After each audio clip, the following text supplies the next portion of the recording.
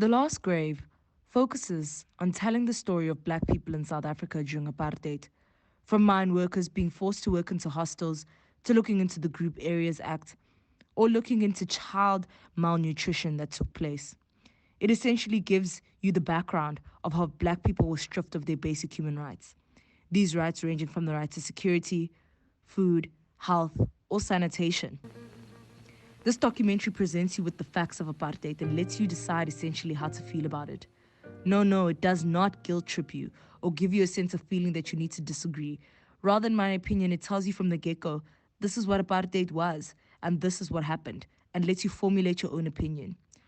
When we look at the directors of the documentary, Chris Curling and Pascal McFlaurin, we see how this film is polar opposite to films that they would later focus on in their careers, such as The Miracle Club or The Beneficiary.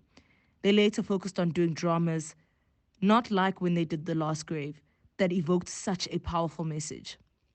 When looking at the film itself, there's so many aspects it touches on.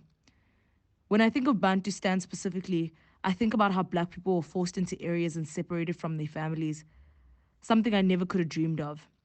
I think about how the apartheid government made people believe that this separate development was good for black people. But that's just not the truth when we look at today. The apartheid government's whole idea was to break down the black man in every way possible in our lives. The Last Grave touches me in more places than one because it makes me think of areas where black people still live today. Think about black children still suffering today. Thinking about how having the ability to move to the suburbs is such an achievement for the black child or the black family. Having the ability to go to university and being the first graduate of your family is such a big achievement.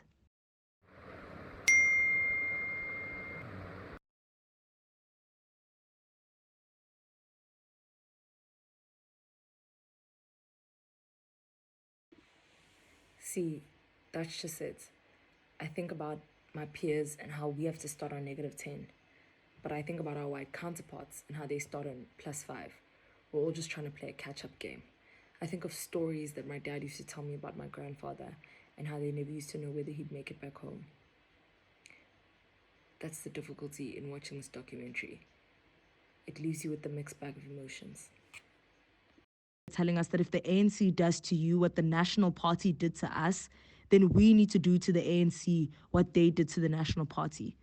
These statements are the baseline of what we need to live today. Once you're done watching The Last Grave, you sit back and think. It doesn't aim to sway you in a certain direction. That's just it. The Last Grave. It's the last grave of the last black man that died in apartheid. That's the whole documentary to me.